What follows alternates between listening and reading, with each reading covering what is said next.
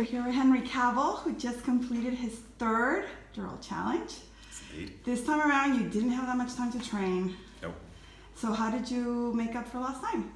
I didn't really. I just tried to get as many runs in as possible, schedule allowing, and I think it was a total of 4 runs. So the Durrell challenge itself was my 5th, and just enjoyed it. Ran it slowly, ran it at a talking pace. Yeah. Doesn't have to be a race. Don't have to kill yourself if you come, and it's fun, and the island's beautiful. So it does make for a good trip around the island. And this time around, you were updating fans on social media. I couldn't believe you were doing that.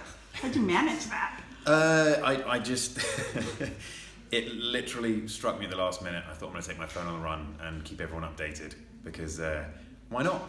I mean, we have technology now, and I wasn't planning on racing it really hard, so that was a good choice. I had some friends with me to help make it more entertaining. Yeah. And recently you've been more active on social media, and a lot of that is updating fans on your involvement with Durrell. Why is it so important for people to know about this charity and the work they do? Because this charity does incredible work, and it's very hard, but it's also very expensive to train people, to house the animals here, to fund all the projects overseas, and the money doesn't just come out of nowhere. And so every little donation that anyone makes by word of mouth, by knowing about Durrell, by going to my social media and following links and stuff, any kind of interest which leads to a small donation of any sort makes a huge difference. And that's why it's important. And hopefully everybody's pitching in today. If you could travel, Durrell does a lot of work around the world. If you could pick one project that they're doing right now and get yourself involved hands-on, which one would you pick and why? That's a very good question.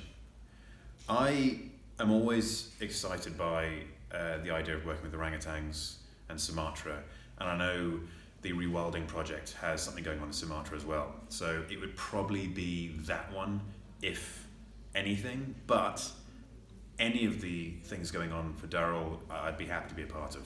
Mm-hmm. It would be very exciting. So hopefully in the future we'll see some of that work. Hopefully. Also, when you post all these updates, Cal is a lot of the time in the videos. Yes. So how has having him in your life made you a better ambassador for the animal world? Well, I think Cal has just given me a connection to animals which is unique in the sense that he's been my companion for 4.5 years. We've been side by side, very rarely apart. If we are apart, it's not for long. And you start to have a true appreciation for not just what they give us, but what they do for the planet. I know Cal's not doing anything for the planet necessarily, apart from making my social media more popular and therefore word of mouth about Durrell gets out there. But you see that everything has a role to play. And that's an important lesson to learn, because when we start losing small species which no one really cares about, or no one knows about, then an ecosystem starts to change. And if ecosystems start to change, then that can have a huge domino knock-on effect, which could lead to ultimate disaster. So he's taught me a lot about that. Great, and hopefully we'll see him more in your videos. Hopefully so. Lala97 is a fan. We asked her questions, and she wanted to know if you could pick a sidekick from the endangered species list. Right. A superhero sidekick. Which one would you pick and why?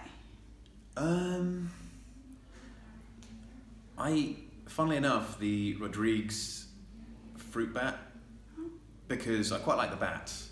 They're pretty fantastic, but those guys are really gobby, and they've got lots of personality and attitude. So I think if I had a sidekick, he'd have to be quite boisterous and small as well to make it even more comical. And I think it'd be one of them.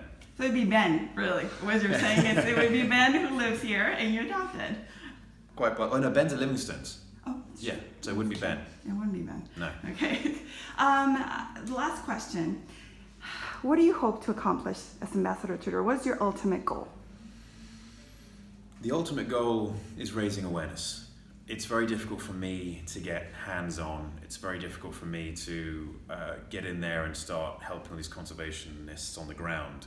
And so my role is to get as many people in the know and caring about projects that Durrell are pushing out there. And so something like rewilding, for example, it's an amazing attempt at bringing everything back to how it should be, and is no small task at all. And so for me, if we have people getting behind that and getting involved with that, then I've done my job right and I'm happy. Okay, and we'll be hearing a lot more about the rewilding project from you in the future. Absolutely. Okay, well, thank you for your time, Henry. Thank you.